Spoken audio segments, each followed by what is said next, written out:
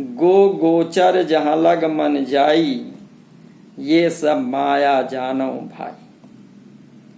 10 इंद्रियों के द्वारा संसार में जहाँ तक भी मन जाता है, ये सभी माया है और इसी में समस्त भूमंडल के मानव खोए हुए हैं। कहा है कि कितने तपसी तप कर डारे, काया डारी गारा, गृह छोड़ भये सन्यासी, तऊ न पावत पारा। मन और माया से बहुत बड़े बड़े हार गए। लोगों को इतना भरमा दिया है कि लोग स्वर्ग लोक से सुख को बड़ा मानकर फंसे रह गए। तभी कहा है सुर नर मुनि और देवता, गोरख दत्त और व्यास, सनक सनंदन हारिया, और की केतिक बात। प्रथम फंद सब देवता, सुख बिलशै स्वर्गवास, और मोह मगन सुख पाइया, मृत्यु लोक की आश। दूजे ऋषि मुनिवर फंदे, तासो रुचि उपजाए, स्वर्ग लोक सुख मानहि, और धरन परत हैं आए। तो इस प्रकार मन और माया विभिन्न प्रकार के चारों मुक्ति और अपना ही ज्ञान बताकर और उसी में फंसा कर सबको भ्रमित किए हुए हैं, सबको धोखे पर धोखा दिए जा रहा है और अज्ञानी नर उसी के जाल में फंसता जाता है। तभी कबीर साहब जी कहते हैं कि साधो धोखा सब को मारी, साधो धोखा सब को मारी। ऐसा ऐसो है कोई संत विवेकी, निर्मल ज्ञान विचारे, साधो धोखा सब को मारी। कोई खोजे शिव और शक्ति, कोई खोजे बीच काया, कोई खोजे शून्य मंडल को, ऐसे जग भर माया। साधो धोखा सब को मारी। कोई मुनिजन मन को खोजे, कोई पवन चढ़ावे, कोई खोजे भंवर गुफा में, कोई ध्यान लगावे, कोई सिद्ध होई आसन साधे, और कोई सीख समाना। साधो धोखा सब को मारी। कोई देश देशांतर डोले, तीरथ व्रत लपटाना, कोई सिद्ध होई आसन साधे, कोई सीख समाना। कोई देश देशांतर डोले, तीरथ व्रत लपटाना। करम भरम की साकर काटे, परम ब्रह्म को सेवे, और कहीं कबीर सोई जन गरुआ, कि सिर पर बोझ न लेवे। साधो धोखा सब को मारी। तो माया के चक्कर में पड़कर अफीम रूपी माया भोग भोग कर हम स्वयं पिंजड़े में आकर बैठ जा रहे हैं। अब जब पता चलता है कि माया से ही हम बंधन में हैं और अपने आप हम अपनी ताकत से माया छोड़ना चाहते हैं, तो स्वयमेव माया नहीं छूट पाती।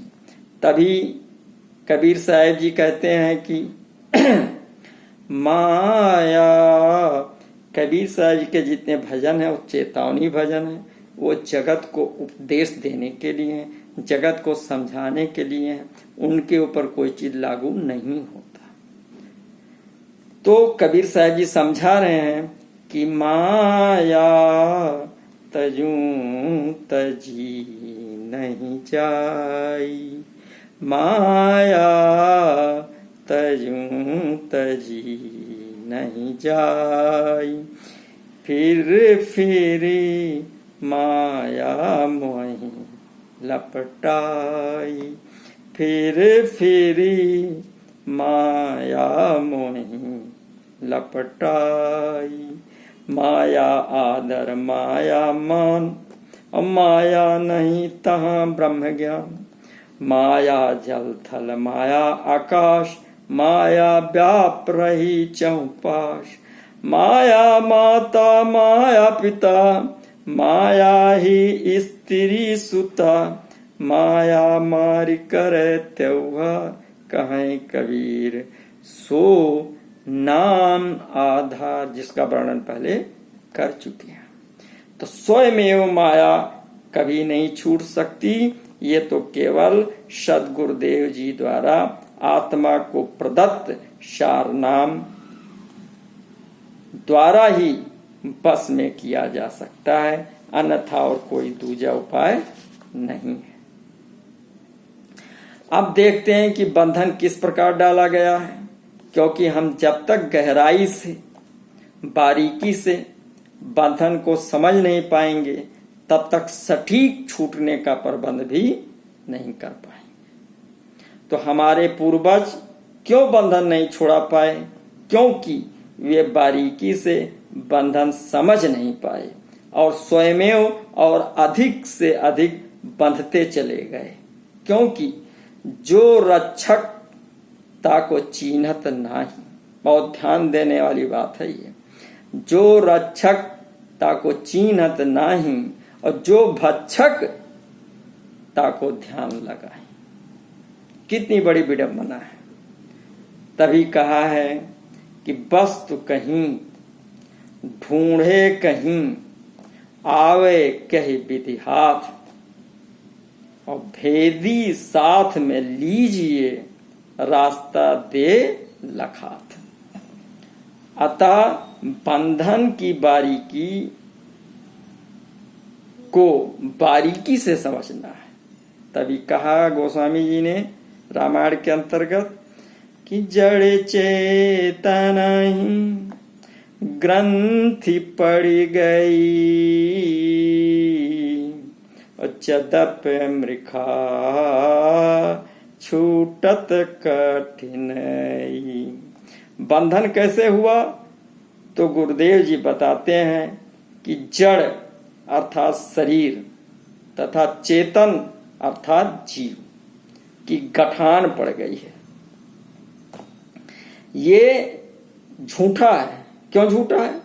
क्योंकि दिखाई नहीं पड़ता, सच्चाई इसमें नहीं है। फिर भी गठान खुलने में बड़ी कठिनाई है। क्योंकि जब से जीव भयो संसारी, और छूटे न ग्रंथि न होय सुखारी। गुरुदेव जी खुलासा करते हुए ये बताते हैं कि मन और माया ने जीव को दो भागों में काम में लगाया। एक का नाम रखा सुरति तथा दूसरे का नाम रखा निरति। सुरत को इंद्रियों के माध्यम से संसार के जड़ पदार्थों में लगा दिया, एक गठान ये हो गई, तथा निरति को श्वासों में पिरो दिया, ये दूसरी गठान हो गई। और ये जिम्मेदारी दे दी कि तुम्हें सांस लेना है, अगर सांस नहीं लोगे तो मृत्यु को प्राप्त हो जाओगे। जब तक शरीर में श्वास चल रहा है तब तक शरीर जीवित है तथा जगत के सारे रिश्ते नाते हैं, तथा श्वास निकल जाने पर जगत समाप्त। तो निरत का यह काम हो गया कि शरीर को जीवित रखना। सुरत संसार में फंस गई और इसके कारण जीव दुखी है। उसका दुख जब छूटेगा जब जीव की सुरति संसार से हट जाए, क्योंकि संसार में सुरत लगने से ही वो दुखी है, और संसार से उस सुरत को हटाना। देखिए, ये गांठ जैसे लगाएगी वैसे छोड़ना है। यानी कि जड़ चेतन की गठान खुल जाए तो जीव सुखी हो जाए। इसी बात को समझाते हुए गुरुदेव जी बताते हैं कि सूरत फंसी संसार में तापे पड़ गयो धूर, सूरत बांध स्थिर करो आठों पहर हुजूर। अर्थात जब सूरत स्थिर हो जाएगी तो भरमाने वाली सत्ता समझ में आने लगेगी और गठान धीरे धीरे खुल जाएगा। परंतु कबीर साहब जी की इस युक्ति को लोग ना करके जो पुरातन परिपाटी चली आ रही है उसमें ही लगे हुए हैं, उसका परिणाम ये हो रहा है कि श्रुति पुराण बहु कहो उपाई और छूट न अधिक अधिक अरुझाई। और हम अन्यत्र उपायों से छुड़ाने की कोशिश कर रहे हैं, जो करना है उसको नहीं कर रहे हैं, विभिन्न तरीका लगा रहे हैं, तो कर्मों की चक्की में पिस कर और अधिक ही उलझते फंसते जा रहे हैं। कहा है कि कैसे कि जीव हृदय तम मोह विशेषी, जीव हृदय तम मोह विशेखी और ग्रंथि छूट किम पर न देखी। कैसे ग्रंथि छूटे, वो दिखाई नहीं पड़ रही। तो गुरुदेव जी कहते हैं कि ऐसा क्यों है कि लोग बारीक बंधन को मोह के अंधकार के कारण देख नहीं पा रहे हैं, अज्ञानता के कारण नहीं देख पा रहे हैं, तथा जब दिखाई नहीं पड़ रही है तो छूटने का प्रबंध कैसे करें। परंतु जब सद्पुरुष परम पुरुष जीव की समस्या को जानकर सद्गुरु रूप में आकर जब वे मोह को हटाकर अज्ञानांधकार को ज्ञान प्रकाश द्वारा समाप्त कर देते हैं, हमारी दिव्य दृष्टि को खोल देते हैं, तो सभी बंधन स्पष्ट रूप से दिखने लगते हैं और काम क्रोध लोभ मोह अहंकार आदि दुश्मन गुरुदेव जी द्वारा प्रदत्त आत्मज्ञान से सब नष्ट हो जाते हैं और जीव इनसे बचकर फिर से सुख राशि हो जाता है। कहा है कि करण धारु सदगुर दृढ़ नावा और दुर्लभ साज सुलभ कर पावा और अस संजोग ईस जब करई और तबहु कदाचित सो निरु अरई। अदा कर खुद खजाने से छुड़ा ले अपने बंदे को। सो हम अश्म इत वृत्ति अखंडा और दीप शिखाश्वई परम प्रचंडा और आत्म अनुभव सुख सुप्रकाशा और तब भव मूल अविद्या नाशा। मोह रूपी अज्ञान का समस्त परिवार जलकर नष्ट हो जाता है। तब हमारी बुद्धि उजाला पा करके जागृत हो जाती है। कच्चे तत्वों का बना हुआ जीव का शरीर पक्के तत्वों में परिवर्तित होने लगता है, अर्थात विवेक जागृत होने लगता है और गठान छूट जाती है। कहा है कि तब स्वयं बुद्धि पाई उजियारा और गृह बैठी ग्रंथ निर्वारा। परंतु स्वाभाविक रूप से होता क्या है कि बिना आत्मज्ञान के हमारी सुरति संसार में ही लगी रहती है और हम अज्ञानतावश इंद्रियों के जाल में ही फंसे रहते हैं। विषय विकारों में ही आनंद की खोज करते रहते हैं, क्योंकि इंद्रिय द्वार झरोखा नाना, और तहाँ तहाँ सुर बैठे करी थाना। हमारे शरीर में इंद्रियों के बहुत से झरोखे हैं, जहां से सूरत बाहर संसार में चली जाया करती है। प्रत्येक झरोखे पर देवताओं का वास है। देवता प्रत्येक झरोखे की रखवाली करते हैं, और जिसका रखवाला ही चोर हो तो वो मकान मालिक तो लूट ही जाएगा। आइए देखते हैं ये देवता क्या हरकत करते हैं। तो कहते हैं कि आवत देखहीं विषय बयारी, और ते हठी देही कपाट उघारी। गोस्वामी जी रामायण के अंतर्गत बता रहे हैं कि अब ये देवता लोग जब विषय रूपी चोरों को आते हुए देखते हैं तो तुरंत खिड़कियां खोल देते हैं, और पूरे तन में विषय व्याप्त हो जाता है, क्योंकि इन देवताओं की वृत्ति ही बहुत गंदी है। गोस्वामी जी स्पष्ट करते हुए बताया कि इंद्रिय सुरन न ज्ञान सुहाई, और विषय भोग में प्रीति सदाई।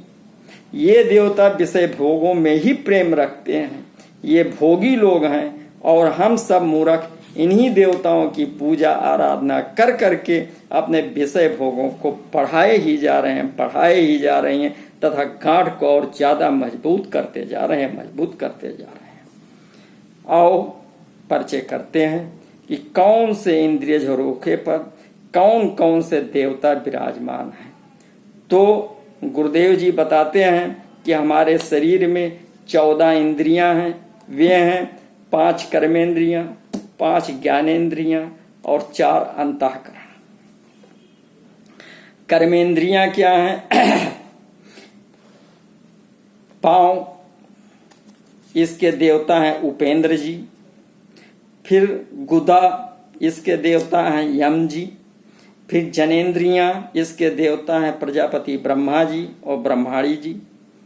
फिर है हाथ, हाथ के देवता हैं इंद्र जी। फिर है मुख या वाचा, इसके देवता हैं अग्निदेव। अब आइए ज्ञानेन्द्रियां देखते हैं। तो पहली है त्वचा, इसके देवता हैं वायु। दूसरी है नासिका, तो इसके देवता हैं अश्वनी कुमार जी। तीसरा है नेत्र, तो इसके देवता हैं सूर्य जी। चौथा है श्रवण, तो इसके देवता हैं दिशा जी। पांचवा है जिह्वा, तो इसके देवता है वरुण देव जी। मुख क्या है? कर्मेंद्रिय तथा ज्ञानेन्द्रिय दोनों में आते हैं। जिह्वा स्वाद लेती है, मुंह बोलने से काम होता है। तो अंतःकरण 4 हैं। 4 कौन कौन से हैं? मन, इसके देवता हैं चंद्रमा।